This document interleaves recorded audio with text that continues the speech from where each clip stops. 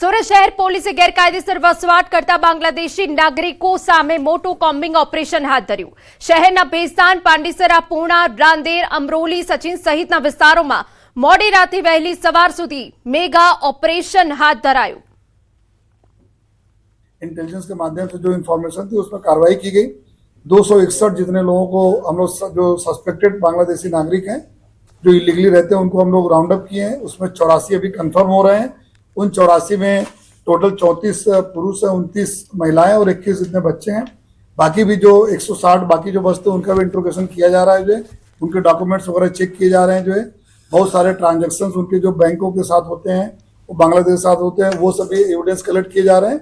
ગુજરાતમાં વધતી ગુનાખોરી ડામવા માટે ગુજરાત સરકારે એક માસ્ટર પ્લાન ઘડ્યો હતો અને ગઈકાલે રાત્રે આખા ગુજરાતભરમાં કોમ્બિંગ કરવામાં આવ્યું હતું। ખાસ કરીને ગેરકાયદેસર બોર્ડર ક્રોસ કરી ભારતમાં આવીને વસેલા બાંગ્લાદેશીઓને પકડવાનું એક અભિયાન શરૂ કરવામાં આવ્યું હતું। જોકે ભૂતકાળમાં ઘણા બધા બાંગ્લાદેશીઓ પકડાયા હતા, તેમને તેમના દેશ મોકલી દેવામાં આવ્યા હતા, પણ ગઈકાલે રાત્રે સુરત પોલીસ દ્વારા અલગ અલગ વિસ્તારોમાં કોમ્બિંગ કરવામાં આવ્યું હતું, જેને લઈને 100 કરતાં વધુ બાંગ્લાદેશીઓ સુરત પોલીસે પકડી પાડ્યા છે। આજથી 6 મહિના પહેલા પણ આ જ પ્રકારની એક ડ્રાઈવ કરી હતી, ત્યારે 300 કરતાં વધુ બાંગ્લાદેશીઓ પકડવામાં સુરત પોલીસને સફળતા મળી હતી। ખાસ કરીને દ્રશ્ય જોઈ શકાય છે કે મોટા પ્રમાણમાં પુરુષો, મહિલાઓ અને કેટલાક તો પરિવારમાં બાળકો સાથે આવીને સુરતમાં વસેલા હતા। આ લોકો સુરતમાં આવીને ગેરકાયદેસર પાંડેસરા, ઉધના, લિંબાયત, ડિંડોલી, બેસ્તાન જેવા વિસ્તારોમાં રહેતા હતા અને મજૂરી કામ કરતા હતા। જોકે કોમ્બિંગ દરમિયાન આ તમામ લોકોની ધરપકડ કરવામાં આવી છે, તેમને એક જગ્યા પર એકત્ર કરવામાં આવ્યા છે અને હવે કાયદેસરની કાર્યવાહી કરી તેમને તેમના દેશ ડિપોર્ટ કરવાની કામગીરી